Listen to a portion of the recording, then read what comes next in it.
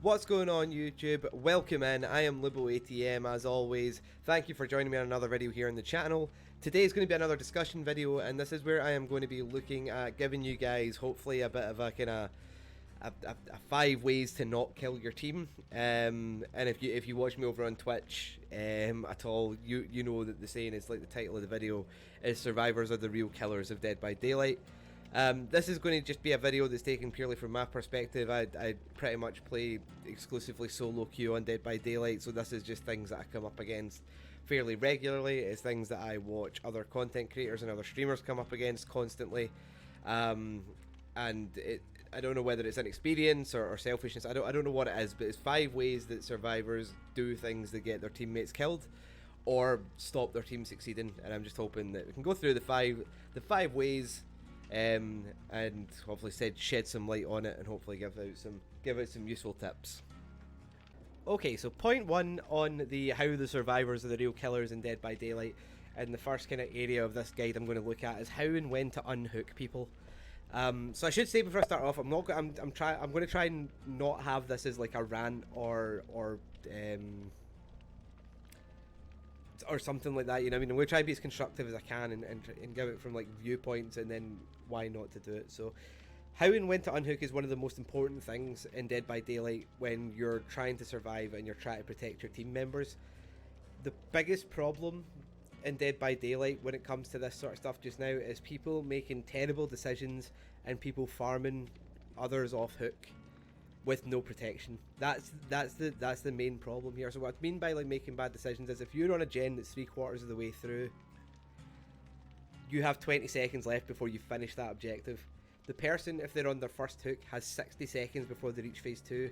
You could comfortably finish that objective and still have time to go get that unhook before they hit phase 2. But people stop doing generators even when Ruin is up for something. Like, I could understand it more if Ruin isn't part of it, but we literally see people when Ruin is active leaving generators that are almost done to bomb to unhooks. As soon as someone's been hooked, they have 60 seconds. You have time to finish that objective and then go and save them. And then second of all, the next tactic to that is to just dive bomb the hook. They just beeline straight for the person who's hooked and don't think about line of sight, where the killer is. If the killer sees them doing that, they're just going to turn around and go straight after them back towards the hook, because then they know they've got 2 survivors to pressure. And it leads to stuff like farming people off hook in front of the killer. Especially what seems to happen a lot at the moment is without BT. So like you unhook someone right next to the killer, they don't have BT, the killer then puts them directly back down and then goes after the person who's unhooked, and you end up usually more often than not 2 people down, and the game starts snowballing in the killer's favour. Don't farm people off hook in front of or next to a killer unless you absolutely have to, and by absolutely have to I mean as if they are hardcore face camping. Don't just farm them off hook without BT and then run away and leave them to their fate. Don't dive bomb the hook when it's out in the open. Try and approach it tactically. Try and approach it in a way that means that you can get there without visibility, which gives you more time after the unhook to try and heal that person or get them to a safe spot. The next point I want to touch on is, do not be the kind of survivor that tries to loop the killer 10 meters from the hook while someone is hooked. It's not smart, it's not funny, it's not clever.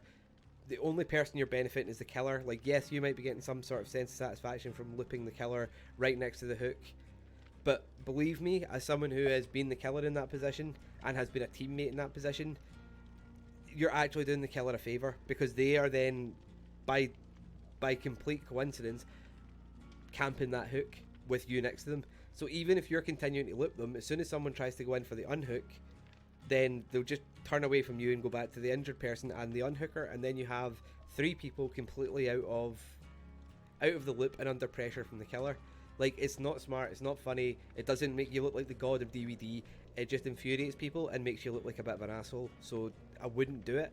If you have to start looping there because, like, if you don't you'll go down or you'll take a hit, then fair play. But as soon as you can find a break to get to the next safe tile, take it. Don't just stay 10 meters away from the hook when it's avoidable, you know what I mean? And the final one, as I kind of touched on before, is don't unhook someone and leave them to their fate. Don't unhook them and immediately hide, because all that's going to happen is that person is going to go down immediately again and go straight back on hook. And since the decisive strike changes, not as many people run decisive anymore, so that's not even the kind of get out of jail free card. All that's doing is basically killing your teammates, and it's not giving them a fair chance to reset themselves and be part of the match. And this is a thing as well that I think a lot of people don't take into consideration, right? And I played a game earlier on today. I was working through the Tome 774 challenges, and I literally seen someone do this today, and then give the killer like ridiculous amounts of aggro, saying that they were a tunneler and they were a piece of trash and stuff like that. But the person who was hurling the insults was the person who was unhooking people. Like, so it was on Kindred, so the killer was still within Kindred range. The other survivor was unhooking while they were within Kindred range, and then hiding round the corner, like hiding away or running away and hiding, leaving the person who's recently unhooked is the only person that the killer can find. I don't know how many content creators or streamers I've watched where like someone's been unhooked, they haven't been able to find someone, they go back to the vicinity and the only person they can find is the unhooked survivor, because the person who's unhooked them has just went away and hid, and they're like, I don't want to be, I don't have a choice, I don't want to be chasing this person. Where's the unhooker? Why are they not taking aggro? Like, it happens all the time. And I think killers get blamed a lot for tunneling and camping and things like that. Specifically on tunneling, where I think actually a lot of the cases where killers in inverted commas tunnel is because of survivors like this who unhook and then run away and leave the survivors to basically to die. And it's screwing over not just the person who's came off hook, but your whole team, because the less survivors you have, the less chance you've got of escaping. Okay, part 2 that I'm going to cover here is prioritization within match. Like, the next thing that really decides whether you're going to survive or be killed in Dead by Daylight is your prioritization in match, your decision making, your ability to kind of rationally think through the next steps of the game and make the right choice. So for example, if there is a generator regressing next to someone who is hooked, take the extra second to stop the generator regressing, because this will allow you the extra time to get the unhook and the heal off without losing any more progress to the gens. Again, save a regressing generator before you go out your way to heal someone or yourself.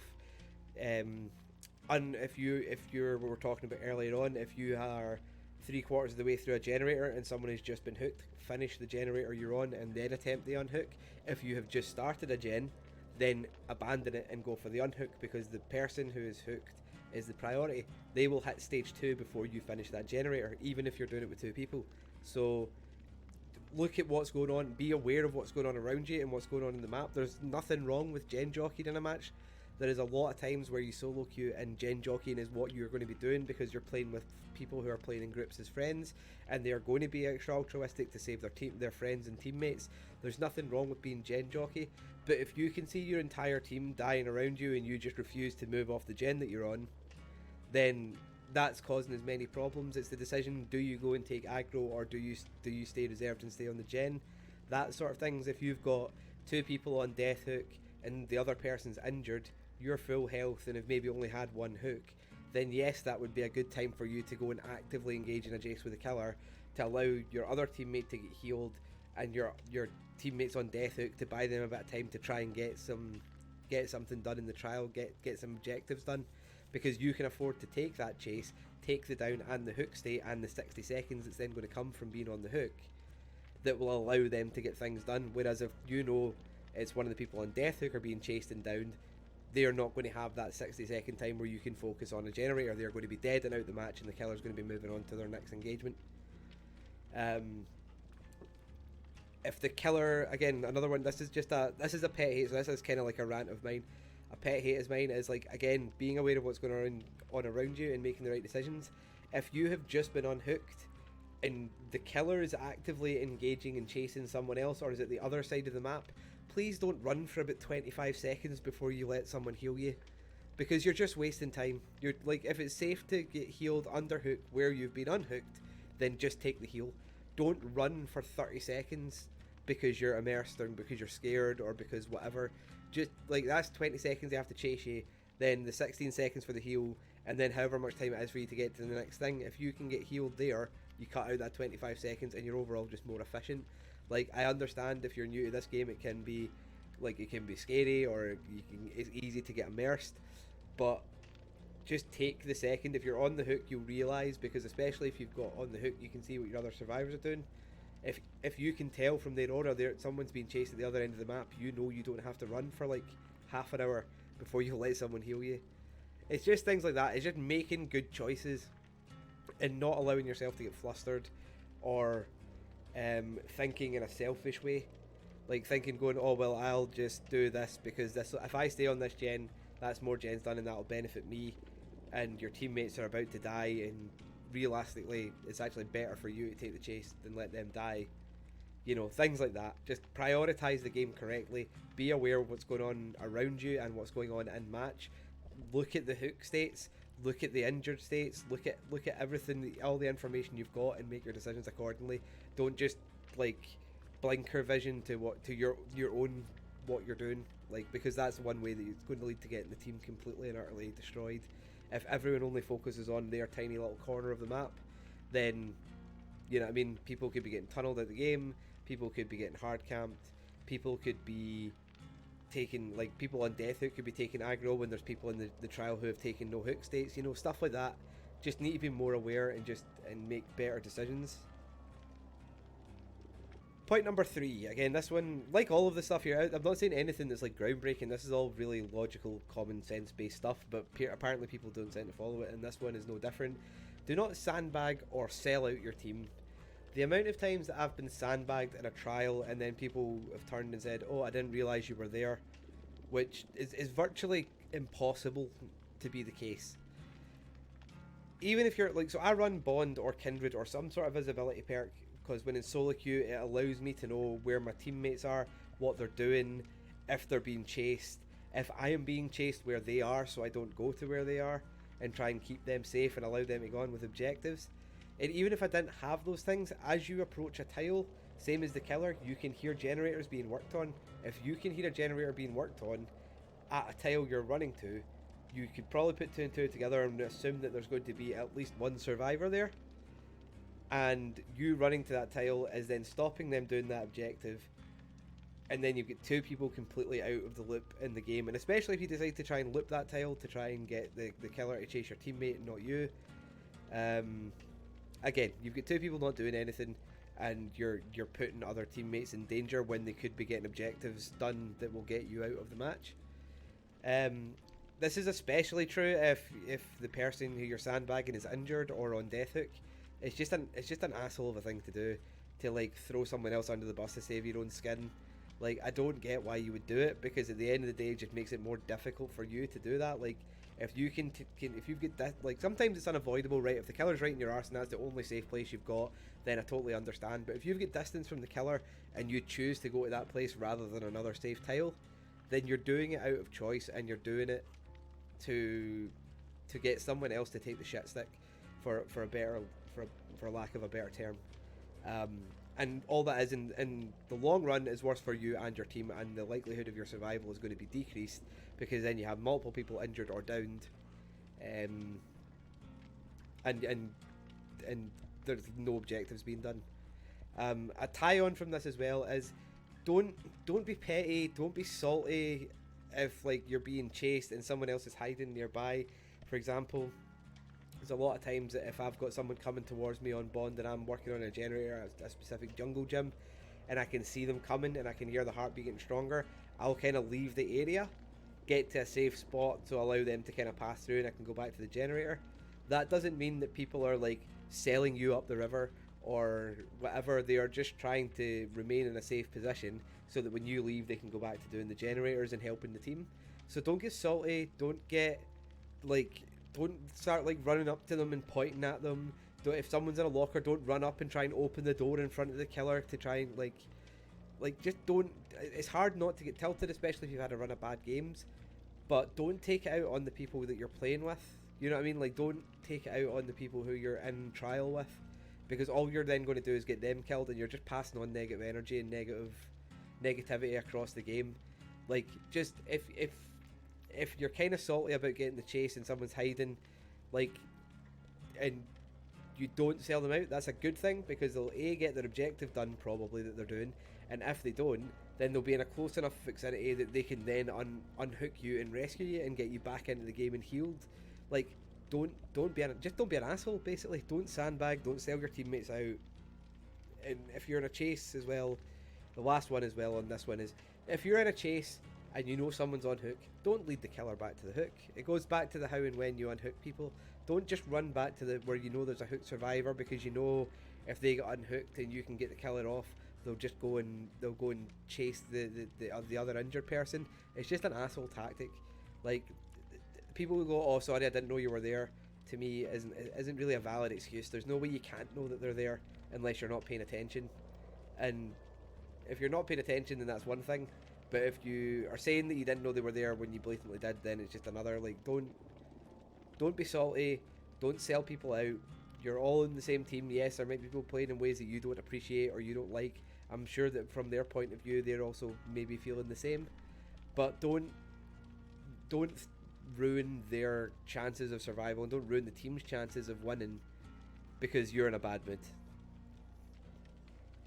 Point number 4, disconnecting and rage quitting. So I promised that I wasn't going to go overly ranty or judgmental in like at the start of this, but this is one that I can't help it. This is just the most selfish thing in Dead by Daylight, and it's incredibly relevant at the moment because of the instability of the game.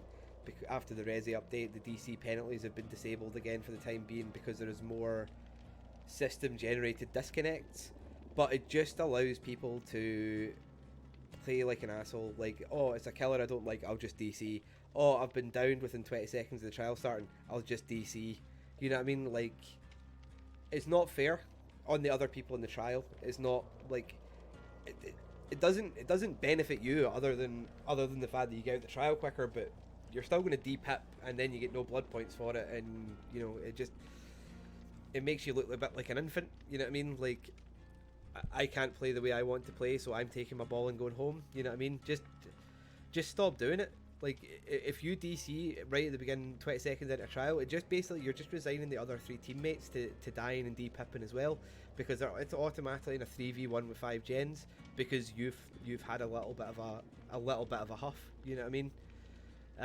Again, if you're being tunneled, then you're being tunneled. It sucks, but just go on to the next game. But at least have the courtesy of trying to buy your teammates time to do objectives, or just try and do objectives yourselves until you get caught and you give up. Don't just DC and leave everyone in the shit. You know what I mean? It's I know it's unfun to go against certain killers, and yes, I know some killers and some players play like assholes specifically, but you're not doing anything to them. You're actually making their life easier, and you're screwing over your other teammates and other survivors. You're basically guaranteeing that they de-pip. And if you're going to, as I said, if you're going to rage quit or DC, just don't, and just buy your team time. Like, if you've checked out and you're happy to de-pip, might as well get like a few thousand blood points and give other people a fighting chance. I just don't understand. If you're playing a game that makes you that angry that you physically have to rage quit or leave a trial or leave a match within 30 seconds, then why are you playing the game? Why are you playing the game to begin with? You know what I mean? Like, you're obviously not enjoying yourself. You obviously aren't enjoying the game. So why do it? You know what I mean? Like, people I see people in the forums and stuff like, oh, it's so great that if you come up against like a Deathslinger or a Spirit, you can just DC now, and there's like, it's amazing. It's like, that's not a good thing. Like, you shouldn't be able to just DC because you don't fancy going against that killer. Like, you know what I mean? Like, second of all, how do you ever expect to get any better against that killer if you just instantly DC as soon as you log into the lobby? Just don't do it.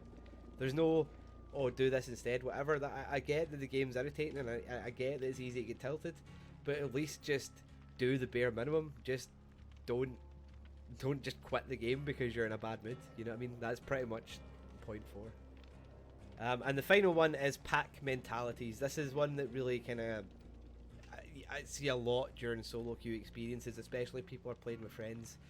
So, bad background to my thought process in this one. So the easiest way to succeed is to punish killers' time inefficiencies, basically. and to do that, you need to be as efficient as possible. So what I mean by that is, like, if you take, like I mentioned Slinger in the last point, so let's take Slinger. So Slinger is an incredibly OP killer in a one-on-one situation in a chase. He's incredibly oppressive because of the gun, and if you end up in a one-on-one with Deathslinger, as long as they kind of basically understand how to quick scope, they're probably going to get you down.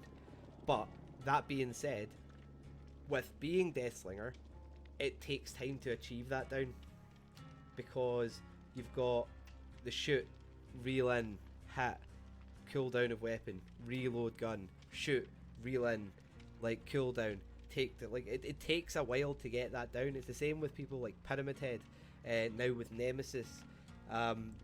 They are oppressive in a one-on-one, but it takes them time to get their downs.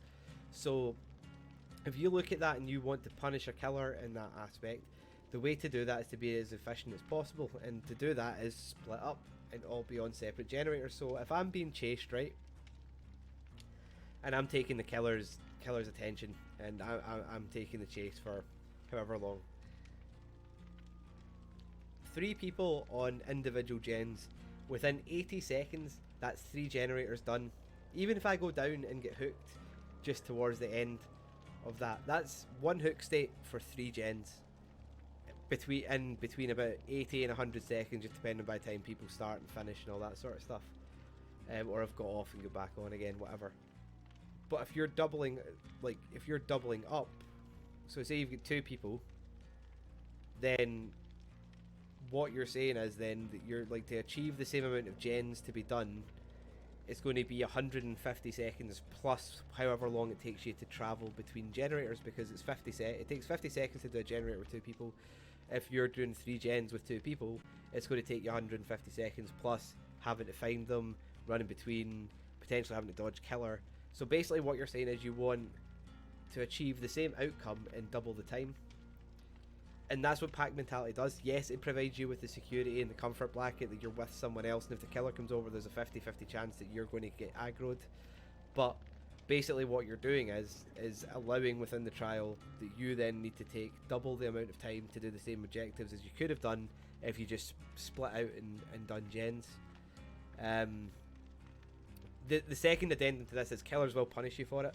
If you're all grouped up, it's easier for them to get downs and health states, and it's easier for them to spread damage, which means you either then need to commit to healing, or if they get multiple downs, it's multiple people out of the game and not doing objectives. The more spread out you are, the longer it will then take a killer to engage you. If you've got, say for example, like I'll take an example of Hawkins, for example. So if I'm the one being chased and I've went down at one of the exit gates, right, like one of the static exit gates that spawn, and you've got someone doing the top floor generator, the laboratory generator at the other side of the map, and the generator at the other exit gate, the killer then has to kind of hook me, make the decision who he's going with, travel the length of the map to engage them, and then that will allow the other 2 people to finish their objective, and then allow one of them to come and get the unhook while the second person's engaged. Second person's unhooked and healed, split back up again, and you've only got 2 to 3 gens left to finish. Whereas if you're doing this in pairs, if he hooks the person, then the obvious choice is to go to the generator that's got 2 people on it, scare them off it, and then that's you then basically only got the potential of 1 generator being done, 1 person down, and then another 2 people either on their way to being down or injured. It's not the most efficient way to play the game, and it's not all about efficiency and being dead comp and being dead sweaty, but people continually going back to the same generator over and over again, even if they've been caught there before, or going out of their way to run by a generator that's not been touched just so they can go and duo one. Like, to go, oh, but it's quicker if we do it as 2 people. It's like, yeah, but you would have got this, but like you would have got 2 gens done for that amount of time. By the time it took you to locate the person and then do the generator with them, you could have been like halfway through that other generator that you passed by. That person could have finished the one they've on and then came and helped you, and that's you then got 2 gens done rather than just 1. You know what I mean? It's fine if you're teaching newer players how to play the game and you're playing with lower ranked people, but the amount of people you see who run around like this at red rank, that they just run around in groups of 2 and 3s all the time, and constantly then like these are the games you see that finish with like 4 gens still remain, or 5 gens still remaining, because people just go around as a pack, get found injured and down together, and then it leaves the other person who's at the other side of the map trying to do a generator, pulls them into the mess as well. Okay guys, so that is the 5 ways that survivors are the true killers of Dead by Daylight. So quick sum up: unhooking like a beehole, making bad choices in game, sandbagging and selling out their teammates, disconnecting and rage quitting, and travelling in packs rather than spreading out on generators. They're the 5, and hopefully this video has kind of helped a little bit and kind of given some advice or some different thought processes. It's not, again, not a lot of the stuff is just logical, common sense based stuff, but the longer I play Dead by Daylight, the more I see people doing stuff like this, and you would think that it would be on the decline rather than increase, but it seems to be the other way at the moment. Every time I play solo queue on stream or anything like that, it just seems to get worse, where teammates will sell you out or do everything they can to save their own skin, to the detriment of the team, and then it ends up getting everyone killed, you know what I mean? So it is what it is, but hopefully this has been helpful, and hopefully it's not came across as just a big rant and being judgmental. Hopefully it's been constructive, and people can kind of, it gives you a different way to kind of approach the trials and think about the trials. So thank you very much everyone for tuning in and listening to me. I, as always, have been Luboatm. Please like the video, please subscribe to the channel, please come and join me a few times a week over on Twitch at twitch.tv/Luboatm. Obviously will stream over there a couple of times a week playing Dead by Daylight. Would love to speak to each and every one of you as always, and until I see you guys